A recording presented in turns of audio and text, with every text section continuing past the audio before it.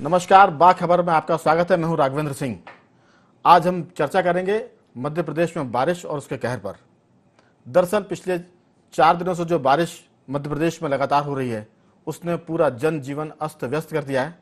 राजधानी से लेकर मध्य प्रदेश के करीब 29 जिले ऐसे हैं जो बारिश के साथ सराबोर हैं, लेकिन कुछ ऐसे भी जिले हैं जहां पानी की अभी भी प्रतीक्षा की जा रही है। इसमें ग्वालियर, सीधी, सिंगरौली ऐसे हैं जहां धूप तप रही है, लोग गर्मी से परेशान हैं। जहां तक मध्य प्रदेश में हम राजधानी भोपाल की बात करें, यहां पिछले 3 दिनों पहले जो बारिश हुई थी, उसने कुल मिलाकर 8 घंटे की बारिश में जनजीवन को ऐसा अस्त व्यस्त किया था कि निचली बस्तियां तो ठीक, बड़ी बड़ी पॉश कॉलोनियां भी पानी से भर गई थी और जो मकान लाखों के थे, करोड़ों के थे, उनका कीमती सामान कौड़ियों का हो गया था। तो कुल मिलाकर पानी ने अपना कहर बरपाया और प्रशासनिक अव्यवस्था ने, प्रशासनिक सुस्ती ने इसको और भी बड़ा बना दिया। मध्य प्रदेश में हालत ये हो गई थी कि सतना जिले में सेना को बचाव के लिए आना पड़ा। वहां हजारों परिवारों को बचाया गया, जिसमें से 600 परिवारों को रेस्क्यू किया गया, उनको सुरक्षित स्थान पर ले जाया गया। भोपाल ऐसा शहर है जहां पहले ही दिन बारिश में 2 युवक बह गए थे और उनकी मौत हो गई थी। अभी तक मध्य प्रदेश में यह आंकड़ा मृत्यु का 22 तक पहुंच गया है। इस पूरी बारिश के दौरान जो कुछ हुआ है उसके मायने यह है कि जहां तक प्रकृति का मामला है वो अपनी जगह है, लेकिन सबसे खास बात जो पीड़ादायक है वो मध्य प्रदेश के प्रशासन की है, जिसने बार बार मुख्यमंत्री को मैदान में उतरने के लिए मजबूर किया। बार बार मुख्यमंत्री के जो मंत्री हैं, सिपह सालार हैं, उनको प्रशासन की नींद जगाने के लिए मजबूर किया और हालत ये हुई कि बरसते पानी में मुख्यमंत्री अपने मंत्री विश्वास सारंग के साथ राजधानी की गलियों में घूमे, तब जाकर लोगों की पीड़ा या दुख शांत हुआ। ये अलग बात है कि नुकसान यथावत है और प्रशासन की लापरवाही भी यथावत है।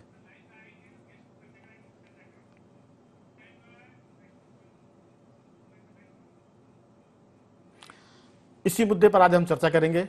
हमारे स्टूडियो में हमारे खास मेहमान हैं धर्मेंद्र पैगवार, वरिष्ठ पत्रकार, जिन्हें मध्य प्रदेश की सियासत के साथ साथ मध्य प्रदेश के प्रशासन और पुलिस का भी बड़ा तजुर्बा है।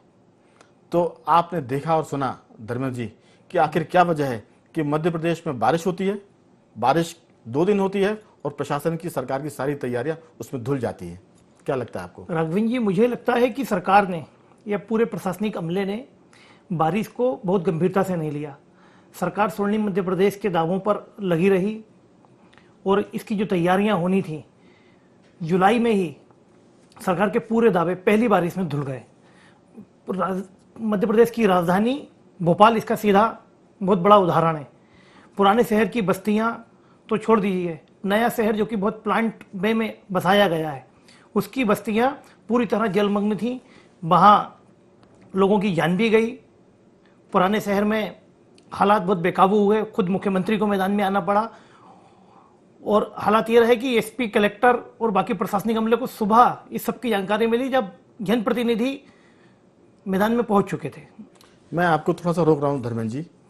ये बात तो थी पहले दिन की, पहले 24 घंटे 48 घंटे में ये स्थिति बनी, लेकिन आप देखेंगे कि अभी जो आज बारिश हुई है, मंगलवार की सुबह जब बारिश हुई, तब जब मुख्यमंत्री राजधानी में थे, विधायक राजधानी में थे, इसके बाद देखिए कि जब बारिश शुरू हुई तो फिर वही कमी नजर आई जो पहली बार नजर आई थी। प्रशासनिक अमला, खासतौर से नगर निगम और जो जिला प्रशासन होता है, वो फिर नादार रहा और उस वजह से सरकार की मुश्किलें भले ही अभी नजर नहीं आ रही हो, लेकिन उन हलकों में अभी भी गुस्सा है जहां पर पानी भरा है, जहां पर लोग खाने पीने के लिए परेशान हैं, लोगों को पानी नहीं मिल रहा है, पानी की व्यवस्था खराब हो गई है, लाइनें फूट गई हैं, उनके घर का राशन पानी गीला हो गया है, हालत यह है कि बेडरूम तक पानी पहुंच गया है। तो जो ये स्थितियां हैं, मुख्यमंत्री जिस दिन पहले दिन आए उस दिन थोड़ी सी प्रशासन में चुस्ती दिखी, लेकिन उसके बाद देखिए आप आज का दिन है, आज बारिश हुई, फिर वैसी स्थिति है। क्या कहना चाहेंगे आप? बिल्कुल, आज जिस तरह से भदभदा के गेट खुले, उसके ठीक पहले भोपाल में लगातार 1 घंटे तक तेज बारिश हुई, लेकिन तब नगर निगम और पूरा प्रशासन भदभदा गेट खोलने के सेरिमोनियल अंदाज में था कि उसको बहुत उत्साह से वो गेट खोले जाएं, उसमें नेता, मंत्री, संतरी सब हों।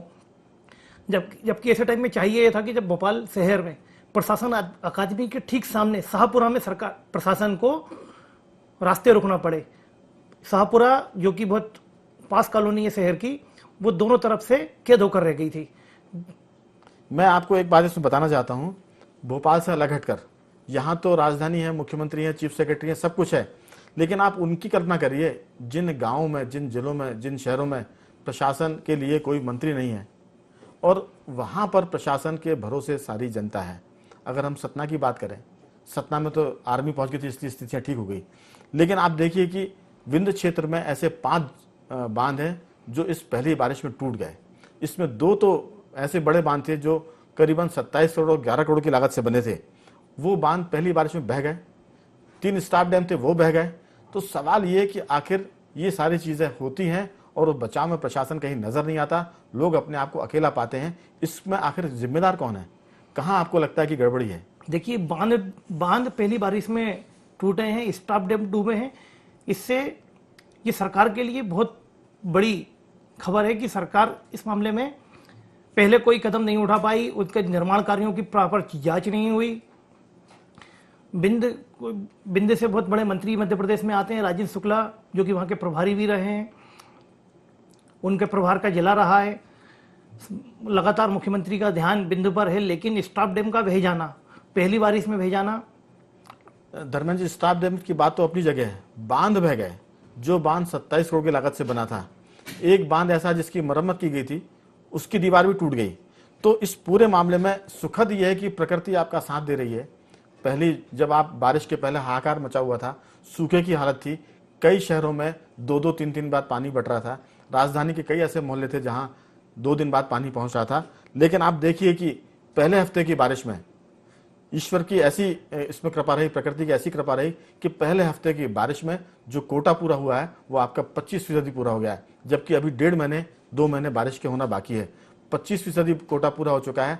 सरकार खुशी मना सकती है, लेकिन इस कोटे के पूरे होने पर जो जनता को भुगतना पड़ रहा है वो कोई देखने को तैयार नहीं है। राजधानी में तो सबने देख लिया, लेकिन हम इंदौर की बात करें, संभाग होने के बाद भी वहाँ स्थिति ठीक नहीं है।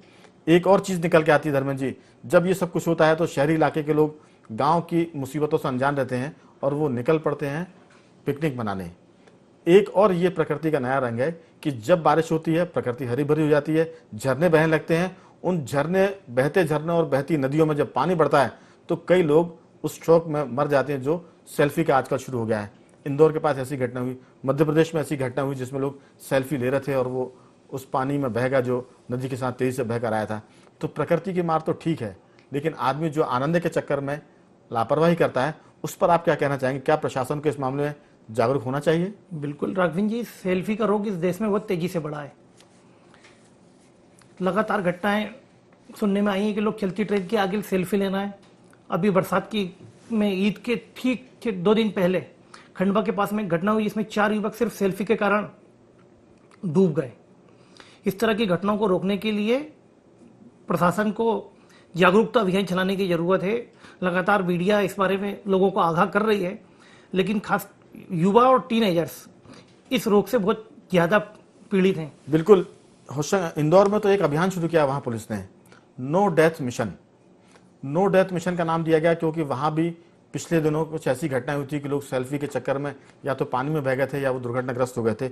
वहां पुलिस ने यह अभियान शुरू किया है और उन्होंने लोगों से आग्रह किया कि वो उसमें मदद करें। इसमें स्वयंसेवी संगठनों से भी आग्रह किया है, रोटरी क्लब, लॉयंस क्लब, इसके अलावा जो एनसीसी के कैडेट होते हैं, जो एनएसएस स्कूलों में होता है, उन सब से कहा गया है कि वो सब इसमें मदद करें। अगर बाढ़ है तो लोगों की मदद करें, और बाढ़ के अलावा कोई अगर खुशियां मनाने कहीं बांध पर जा रहे हैं, नहाने जा रहे हैं, तो वहां देखें कि ऐसी खतरनाक जगह पर ना उतरें, ऐसी खतरनाक जगह पर ना नहाएं जहां की वाटर बॉडी का आपको अंदाजा नहीं कि वो कितनी गहरी है, अंदर किस तरह के पत्थर हैं, कोई जाल है। तो ये सब चीजें इस बारिश के साथ, खुशियां तो आई हैं, लेकिन इस बारिश की अधिकता ने, अति वर्षा ने बहुत सारी खुशियों को कम कर दिया। हम देख सकते हैं स्क्रीन पर कुछ ऐसी घटनाएं जिसमें जानवर भी बह गए, कुछ ऐसी घटना जिसमें पानी में कुछ युवक और किशोर बच्चे भी बह गए हैं। तो ये एक बड़ा चिंता का विषय है। प्रकृति की तो मार है ही है, प्रकृति की मार तो बारिश, अति वर्षा हो रही है, लेकिन जो हमारी लापरवाही है, इस लापरवाही को भी कहीं ना कहीं रोकना चाहिए और प्रशासन, पुलिस के साथ जनता भी इसमें सहभागी हो। बिल्कुल, इसमें जनता की सबसे ज्यादा महत्वपूर्ण भूमिका है, क्योंकि पेरेंट्स को ये बताना चाहिए बच्चों को। लोग टीवी पर देख रहे हैं, आपका IND 24 लगातार इस बारे में जागरूकता अभियान चला रहा है। पेरेंट्स को चाहिए कि बच्चों को बताएं कि यदि सेल्फी लेनी है तो बहुत सुरक्षित सेल्फी लेनी है, किसी खतरनाक स्पॉट पर किसी चलती गाड़ी में। आजकल एक नया फैशन चला है कि बच्चे चलती हुई बाइक पर मीटर की सेल्फी ले रहे हैं, मीटर के साथ सेल्फी ले रहे हैं कि उनकी बाइक 100 पर है, 120 पर। बाइक की स्पीड क्या थी? अभी कुछ दिनों पहले ये भी किस्सा आया था कि चलती हुई ट्रेन के सामने सेल्फी ले रहे थे और वो ट्रेन के सामने सेल्फी ले रहे थे और वो बचने के बजाय उस ट्रेन में उड़ गए। तो ये सारी कई चीजें हैं, लेकिन हमारा जो विषय है, इन सब चीजों के साथ आप खूब मस्ती मनाइए, सब कुछ करिए, लेकिन बाढ़ से बचिए। बाढ़ की वजह से जो संकट आता है उससे बचिए, और प्रशासन से दरकार है, सरकार से दरकार है कि वो उसमें मदद करे। बहुत सारी अच्छी, इन सब खबरों के बीच में अच्छी खबर ये भी है कि बांध भरने लगे हैं। भोपाल का भदभदा बड़ी झील का तालाब गेट खुल गया है, और उसके बाद होशंगाबाद में जो तवा नदी उसके भी बांध खुल गए, रीवा में भी बखिया बैराज के गेट खुल गया, खंडवा में ओंकारेश्वर के गेट खुल गए। ये सारी चीज़ें हैं। इन सब चीज़ों के चलते स्थितियां तो अच्छी हैं, लेकिन अति वर्षा ने जो प्रशासन की नींद है उसको नहीं जगाया, जिसके चलते मुश्किलें बढ़ रही हैं। अभी हमने बाखबर के इस पहले रंग में पानी पर चर्चा की, बारिश पर चर्चा की और बारिश से होने वाली दिक्कतों पर चर्चा की। हम चर्चा जारी आगे रखेंगे, लेकिन जाते हैं थोड़े से छोटे से ब्रेक के लिए। आप बने रहिए हमारे साथ।